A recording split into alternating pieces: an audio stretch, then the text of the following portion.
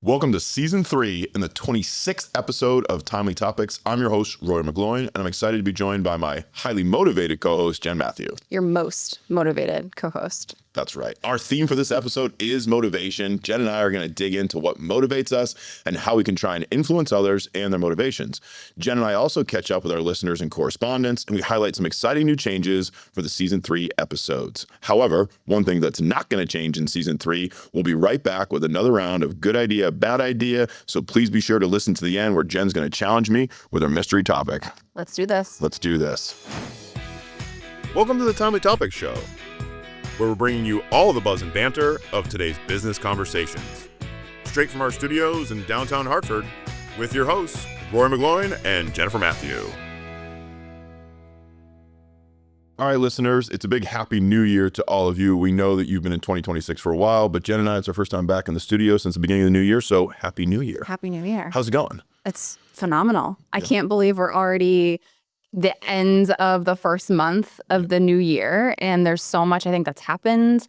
And every time we kick off an episode, I think our listeners are like, do these people ever stay in Connecticut? Yeah, They we never were in traveling. Hartford? Yeah. We were traveling the world at different times, but ended up in same locations at different times, which was really cool. So I went to Mexico. I know we were telling everyone about that, and I was a little worried about going to a really warm place during what is normally a very cold time. So I went right before Christmas, and I did that as a way to try to You're celebrating the end of the year a little bit, right? yeah, but it was like to try not to do the crazy hustle and bustle and running around in the holidays. Like I just needed a break. I really just wanted to slow down. The year had been so crazy.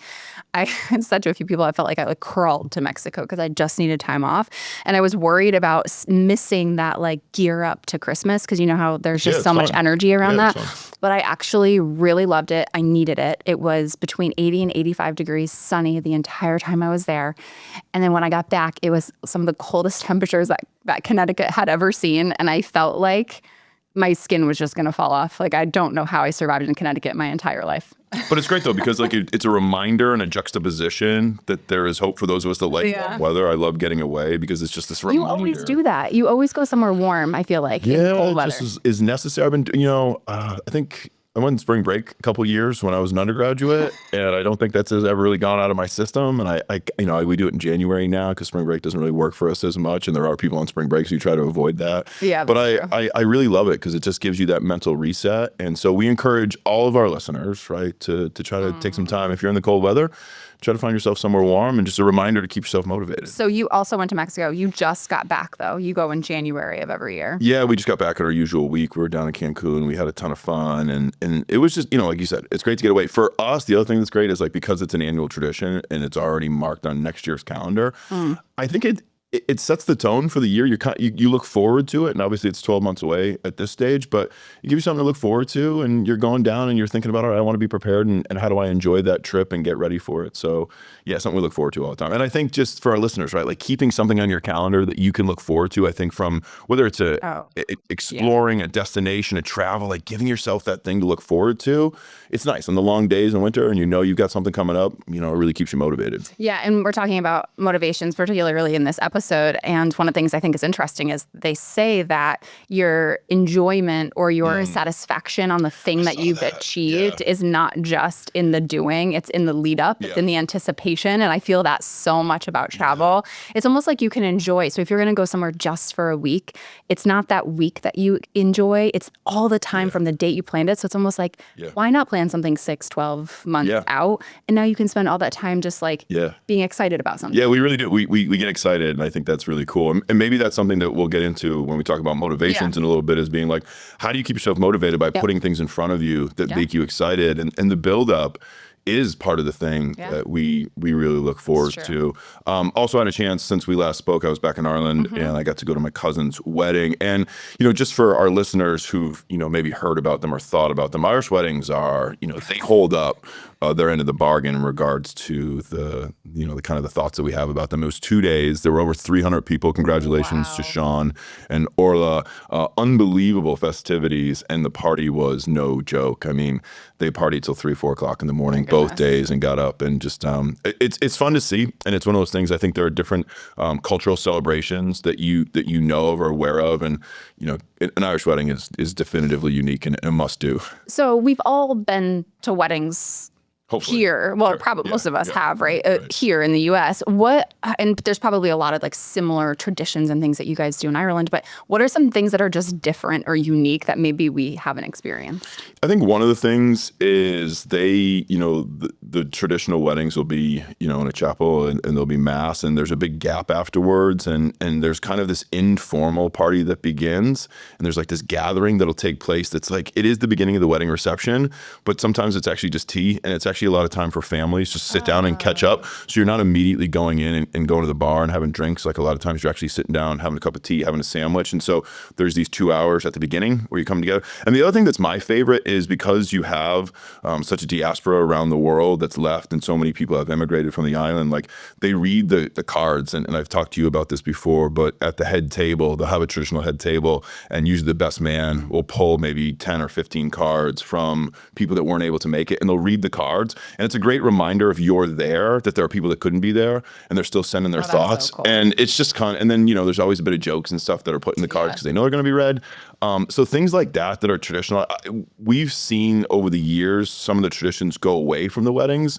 And we've tried to talk to couples and say, no, keep the traditions because once they go away, like you don't find a way to keep them coming back. And I love to do things that are sentimental and personal, and it makes the reason for doing it, right? Instead of just doing it to check off a box, you do it because there's meaning behind that. I love the card thing. So speaking of traditions, right? One of the things that's great about traditions is that you have old traditions that you maintain. And then sometimes it's time to talk about making new traditions. We've got a new year. It is season 3 for Timely Topics. And just thinking about that this morning as we were coming in, like that's really cool. So to everybody that's been with us from the beginning, like super thanks. But if you're just joining us now, we're happy to have you. Maybe go back and check out some of the other episodes. Let's talk a little bit, Jen, about what season 3 is geared up for. So we were thinking a little bit about what do we love and what do we enjoy and what do we do, our ikigais, for those of you who are ikigai oriented.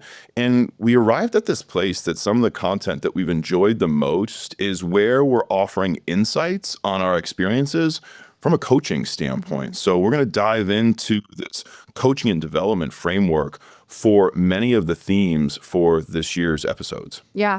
And for those of you that are saying, like, what did Rory just say? Ikigai is finding your purpose. And there's an amazing book. There's a great, everyone's like, I'm sorry, I'm going to have to go into the notes and try to read, like, what did he just say? But Google it because it's a great way to look at who you are and what it is that you are set on this earth to do if you believe that that is something. And we talked in our last episode about values. And I think it's a great transition going from values to motivation, but even from values into this season 3, all about coaching. And both of our values, mine's inspiration, yours is coaching, we give that value through the lens of the coaching that we offer to other people. So we coach individuals, particularly me working with startups and entrepreneurs.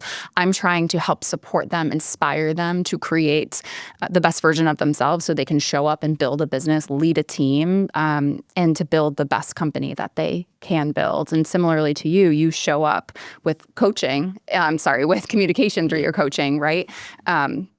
Yeah, and one of the things I think that's unique about the perspective that we'll try and bring, and we're going to have some guests on. All of our guests are going to be coaches of some variety. So if you got any coaches out there for the second half of the season, we're still looking for a couple to plug in, although we've got a really good lineup. Is Jen and I were talking about this. A lot of your coaching, you like that one-on-one format. You've not only coached in one-on-one, you've received coaching in one-on-one.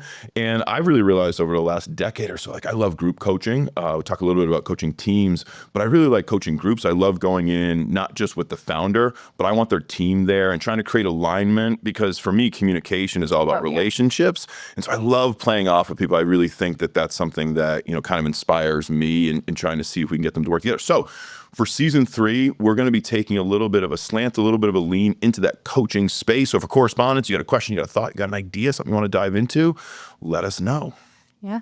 So let's dive into correspondence. Speaking of that, Yeah, right? please. So there has been a little bit of a gap in between our last 2 episodes that have come out. So we did receive a lot of great notes, DMs, emails, messages on LinkedIn. And I want to go through a few of them. So Taylor reached out to us and said, I found the Timely Topics podcast and I absolutely love the first few episodes that I've been listening to so far. So many great takeaways in each. Excited to keep listening.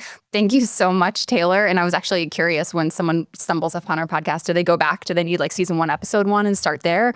Or are you kind of just checking it all out and seeing what's new? Yeah, and I think our titles probably tell the story a little bit. So if you see something that inspires you, just go and click on it and you can dive right in. We do a pretty good job of trying to explain the concepts when we get there. We had a DM from Mike R that said, I shared the values episode with my co-founder and it sparked a great conversation. We realized we had been using the same values language, but meant very different things by it. And now we're actually trying to define what each value looks like operationally for us. That's an amazing gift. And by the way, to take that away from a podcast is fantastic, because I think a lot of co-founders struggle with this and they never actually address it. Right. And like we talked about in that episode, having a word that you come up with as a value for your company and each co-founder thinking that word means something different. That is an amazing thing to then come together and be like, oh, wait a second, we're looking at this totally different. How are we going to lead an amazing team if we're not defining that value in the same way? So I love that they figured that out and doing that in just a short period of time through that episode. Yeah, so. for sure. All right. Priya. So I normally don't reach out, but in the most recent episode on values, it really made me stop and think. Your point about checking your calendar to see how you actually spend your time is a good indicator of what you value. I'm now trying to ask myself each week if I'm really leaving what I value. Awesome.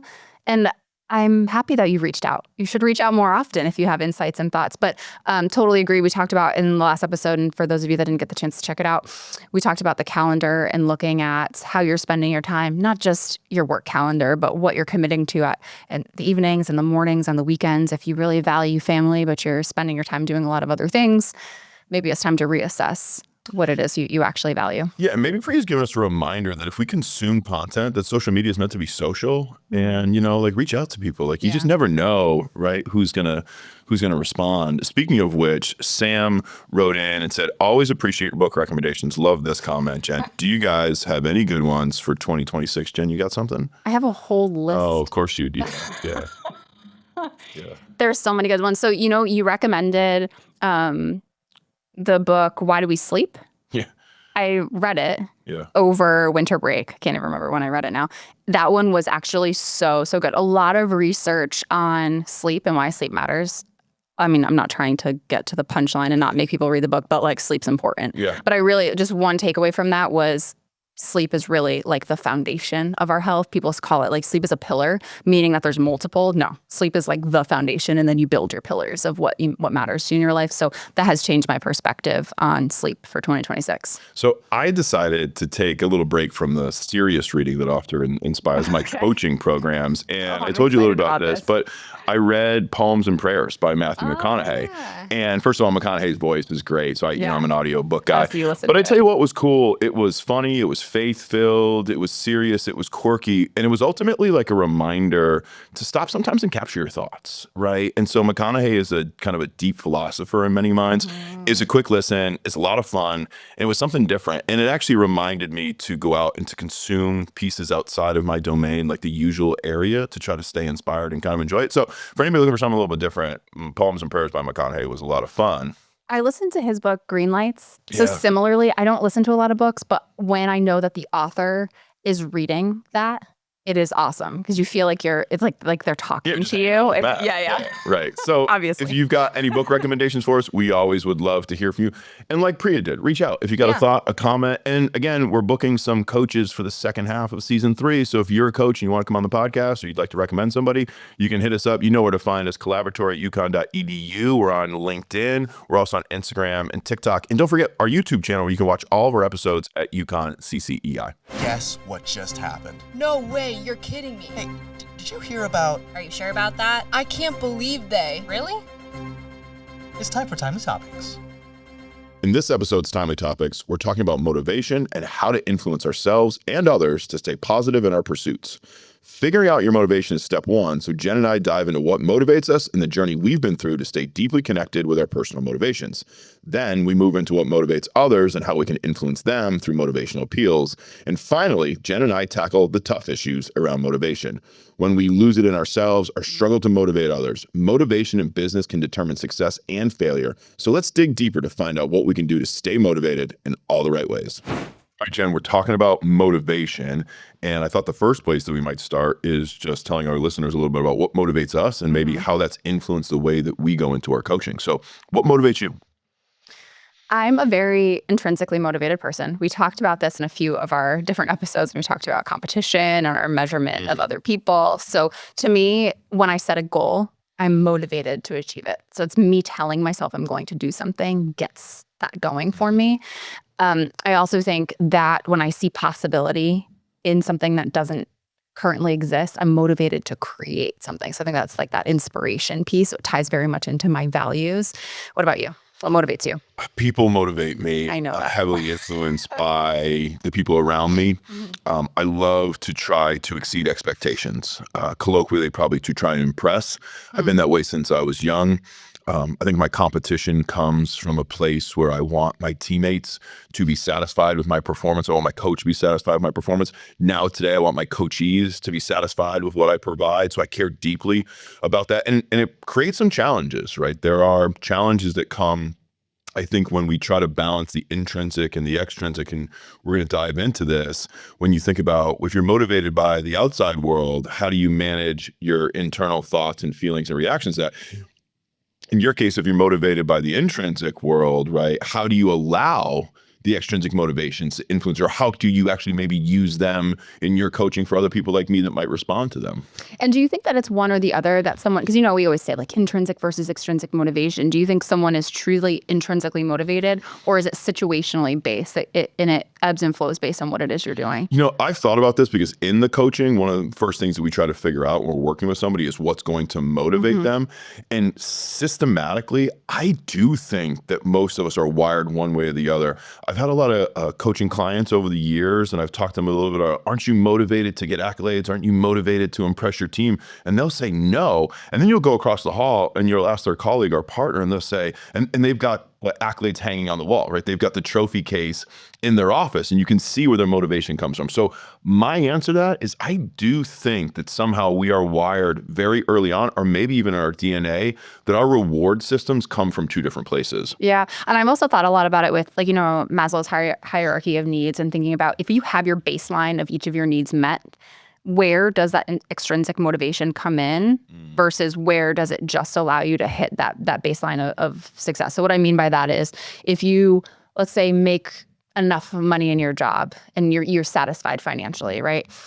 Are you going to be motivated by an additional bonus to go do this thing? Or are you actually going to be more motivated because someone came in with a whole bunch of passion, like with you being around someone that's like, Rory, we're going to go do this. We're going to go crush this. And like, you want to show up for that person and do it. Or if you're not motivated by people and you're just motivated by the project, that gives you that push, versus if you didn't make maybe the baseline amount of money that you wanted to make, and then someone comes in with that bonus, what is going to be like that carrot versus stick thing? Yeah, and it's an interesting question. I think you're asking in some regards, like, what are the thresholds for how motivation influences us or changes or evolves? And I would argue that I think you have to be, of course, self-reflective. And that's one of the things that we want the listeners to pause and think a little bit right now. Like, what motivates you the most? If you're at work, if you're a business owner, let's talk about that for a second, right? If you're a business owner, is it money? Right? Are you driven by bottom line, how much money your business is making? It's all around us right now. I feel like we're living in a world. I was at the gym this morning on the TV, simultaneously, two different advertisements talking about growing business. And I was sitting there thinking, like, why is there such an obsession with growth? What is it about human nature that we feel the need to grow? And then, of course, the question we're asking our listeners at the exact same time is, what's the motivation to grow? Is it for your own reward because intrinsically you think you're bringing something to the world that we need? Or are you trying to serve your customers and your clients, and therefore maybe it's okay to have a little bit of an ego involvement, a little bit of extrinsic motivation, because ultimately it's serving people hopefully with something really good.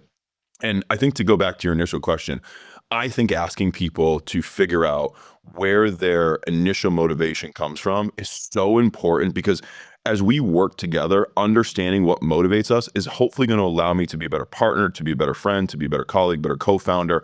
And I'm not sure necessarily that these conversations are happening enough in homes. It's certainly not happening enough in businesses, because, and I'll leave you with this, Jen, if you think about merit and you think about rewards and you think about accolades and systems, we've been talking about this, they're systematically, kind of programmed to be one thing.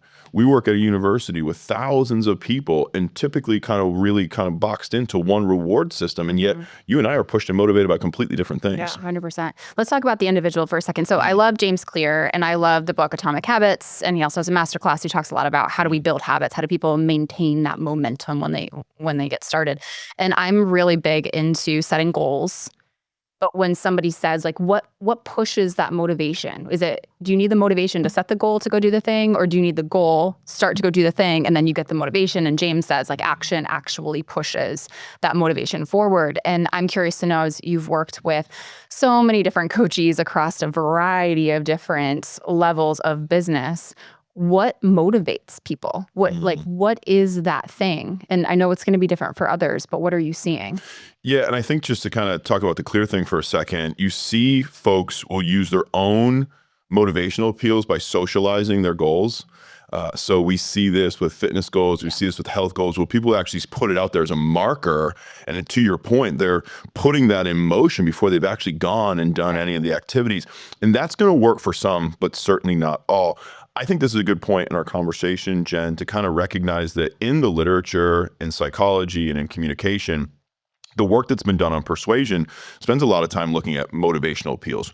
What can we do to get somebody to do something? So let's start with kind of two of the most basic ones. You said Maslow's hierarchy of needs earlier. Fear appeals have long been a way for very dogmatic cultures to say, you must do this or there will be a consequence. That still works, right? There are fear appeals that are used in business and as ways of selling us things. You think about products like life insurance, right, or retirement, right? What are they preying on? They're preying on fear of that this is going to end. And so how do I protect myself? How do I protect my family? You go in the other direction though, and you think about a gain framework. So many motivational appeals can be gain oriented, right? Where you're saying, look what you have to gain. Now it's so simple, but I'm going to remind our listeners that if you're working on a team and you're trying to get people to do things, that gain loss framework is a really simple way for you to go into your next meeting or go into your next email and think about, do I need to position this thing to be done as what it's going to bring Jen, what it's going to bring her team? Or do I position it as something of a fear, right? As something of, there's going to be a loss. So if you don't do this thing, there are going to be consequences. Do you find one to be more successful than the other, or is it truly individual?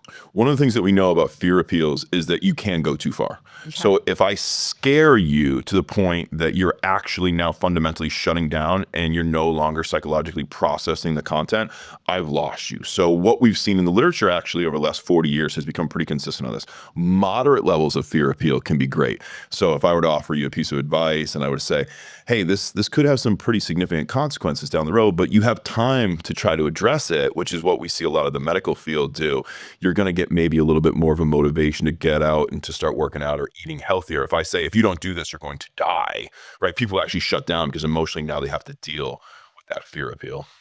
Yeah. And so a few years ago, when you were teaching your master's level classes in business, you were talking with your students about if you were to lose your job tomorrow, what is that thing you can lean up against, right? So you kind of almost did that fear appeal of what is the thing within you that nobody else has that you can go out and monetize in some way. A lot of them ended up being like service-based coaching businesses, really, which led us down a whole road of working with MBA students that wanted to be coaches, which I thought was such really a cool thing. And I don't know if you remember that, but that was such an amazing experience that you explained and had went through with those students. I think lasting impact on those students, by the way. But it was interesting because I'm curious to know when that happens, how many people actually just get frozen in place by the fear of the thing that happened, that they just can't get outside of their head, versus saying, oh my God, now I have an opportunity. I now have 40 hours back in my life to go build a business or go do this thing.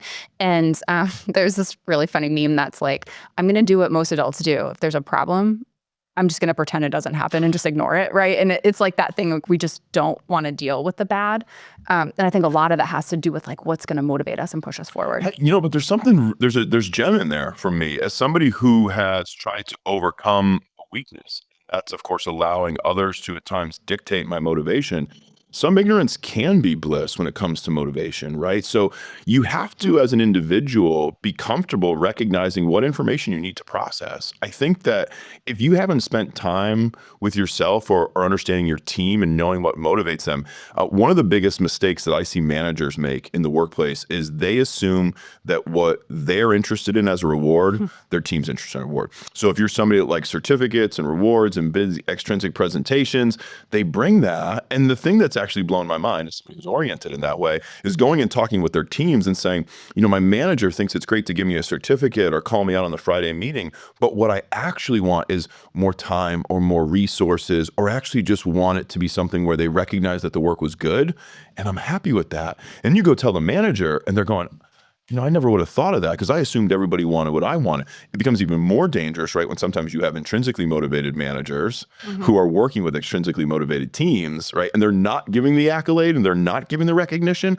And so that person is thinking, gee, socially, I'm not feeling motivated. Maybe I'm not doing something good. Maybe my work isn't actually up to standard. And now what happens is they begin to withdraw and the manager, the owner, has no idea why that's happening. Yeah. The 5 love languages, there's the 5 love languages at work. I don't know if you've read that book, but it ties that into, cool. Right. So that is all about motivation. It's how we want to be recognized, but it's also what motivates us to continue to do the thing that our supervisor or our teammates want us to do. And it is really interesting because it is unique. And I also would say it's situational, because I think what maybe drives us, at least me, in my work life may not be the same thing that provides me motivation outside of my work life. Yeah, and so let's get into that a little bit, Jen. Your value is inspiration, and I like to communicate. Let's talk about some tough issues. So, and I'm sure you've dealt with this, and so the question is, how have you tried to deal with it? You're working with a founder, you're trying to coach somebody up, you're really excited about their business, and you're trying to inspire them, and they're not responding to it. You can't motivate them in the way that you want them to. Tell me a little about what you've learned maybe as yourself as a coach that might be helpful to people, or what alternative appeals have you maybe tried to take to help inspire them in the way that you think they should be? So that it is so hard to want something or to see the opportunity in somebody more than they see in themselves. Yeah. And I know when I first started, it was really hard because either I saw the potential in the person or I saw the potential in the business. And it's almost like I wanted it more than they did.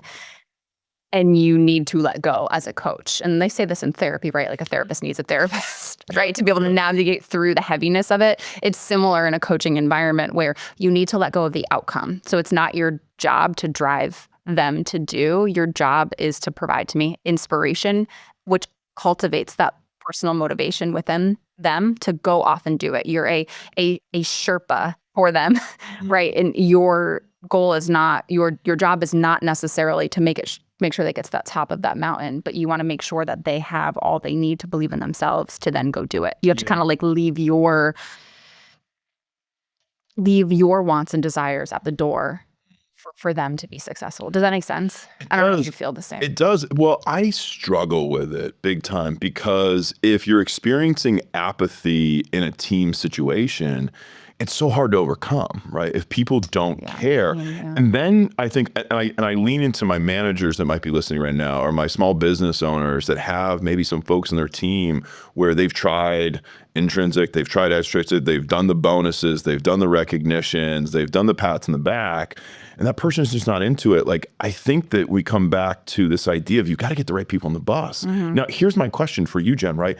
Is every human ultimately motivated by something, right? And so if somebody's in a place where they can't get motivated and your responsibility is to produce, is to make your business grow, is to serve your customers and clients, and you've got somebody in your team that doesn't have motivation to do that, what do, right? And for me, you just say, we need to get different people on the bus.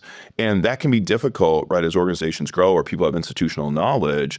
But, Have you experienced that, or do you have advice for anybody that might be facing that right now? So I think we're looking at this maybe in two different lenses. We talk about one, employees that are being paid or hired to do a job. So to me, there's like a baseline level of performance, which I'll get back to in a minute. We also talk about entrepreneurs that we're coaching or business leaders that we're coaching that we're saying, you're coming to us because you don't want to be baseline. You want to be exceptional. You want to be in the top 2%, whatever that looks like. Then you need to show up ready to do that. Back to employees.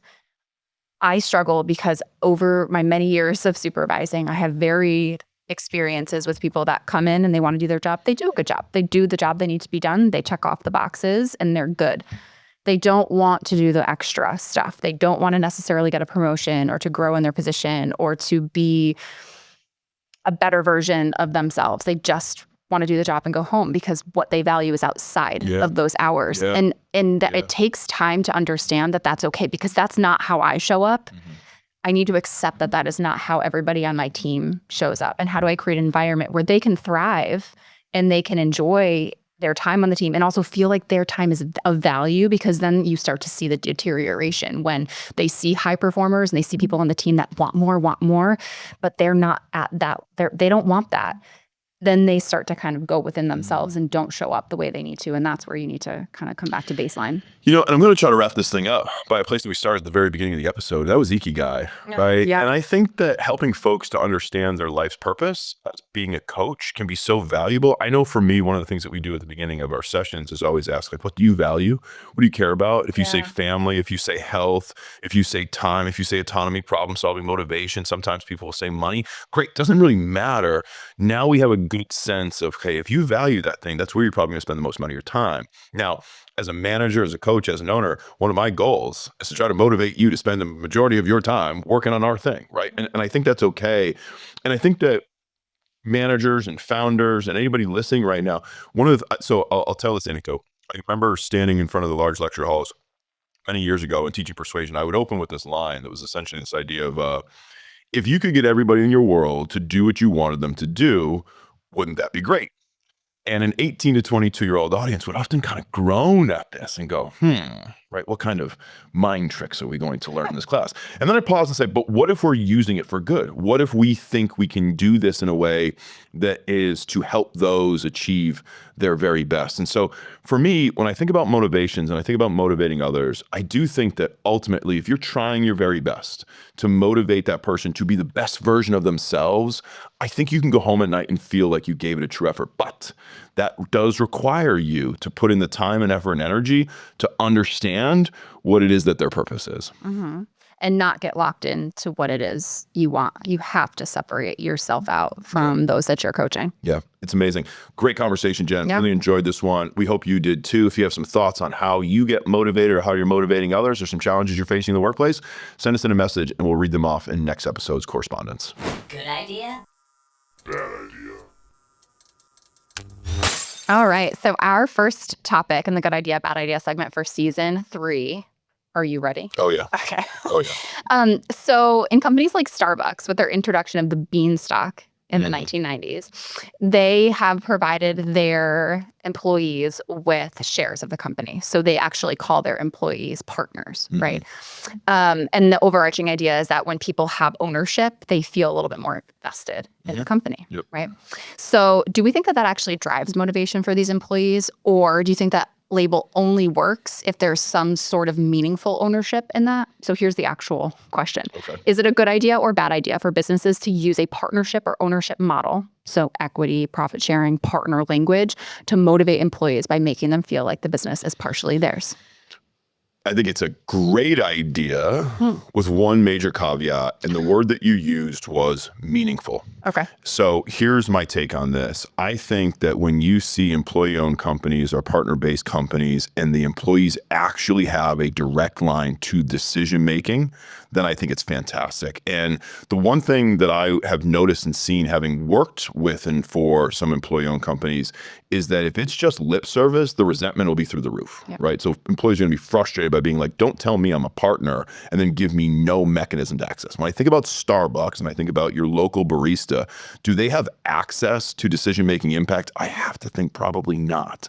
Now, the one thing I've seen with companies that are much smaller is that if they create a mechanism where employees have buy-in, if you're doing an annual survey and you're getting 95, 96% correspondence on those surveys and you're getting feedback and the feedback's being implemented, if you have employee committees that are coming together with representatives who then go and speak to the board, I think that's great. But the one thing I want to add for anybody thinking about maybe starting a company or moving this direction or going to work for a company is it requires a lot of time. And so the one thing that I've also seen is in order for this to work, you've got to allocate time in your employee's day or in their week to be able to be a partner, right? It's one thing if I come in, I do an hourly job and I go home and I'm not worried about owning the company. That's not part of what I do. And one of the things that I see as a concern is that when you have placed growing demands on the times of the employee and then you also want to say it's a partner, there's an expectation that you contribute to the growth of the company, to the business strategy, but we also need you to get your job done. If you're going to do this, you better be carving out like an hour a week for your employees so that they can actually be the business partner that you claim that they are. Do you think that it causes more frustration or more angst for those employees if they see leadership or others just not taking their advice? Like, could because they have more ownership, so it almost like decreases that motivation? Yeah, I'd have to say so. What do you think? I think it depends. And that's always my answer because it really depends on the company. Like you said, with the Starbucks example, in the 90s, Starbucks was smaller. Yeah. So what made sense, what I was doing in this store as a barista maybe had a bigger impact on the company. But I would be really frustrated if I was a very intrinsically motivated employee going out and crushing it and knowing that the little amount of progress I was making was not really trickling into the impact. Like the store down the road was actually decreasing our value. I don't know. Like think about it, right? You're a local barista maybe 35 years ago, and you do such a great job that you now start to retain customers. And your retention of customers is having an impact on the bottom line. So why wouldn't you be incentivized by putting a few bucks back in your pocket for doing a great job? Well, now, and we're just using Starbucks as an example, the brand's so big. Like, are you going to stop there because of the barista? I'd like to think so, but I'm not quite sure that's the case, right? And so this is where it becomes challenging. It becomes almost a size scope sort of thing. And I think at some point, right, maybe instead of the lip service of saying you're an employee-owned partnership, just put a few extra bucks in my paycheck, right, or give me an extra day off and reward me, as you talked about earlier, with the things that I actually care about. Yeah. Great answer. Okay, that was our episode. Boy, we had a lot of fun. Season 3 is going to be great. Thank you so much for tuning in. Please be sure to share this episode or any of our previous episodes with a friend or drop us an idea for a future episode topic or guest. And don't forget, we produce our show right here in the Collaboratory studio in the heart of downtown Hartford. Until next time, we wish you lots of luck in all of your endeavors.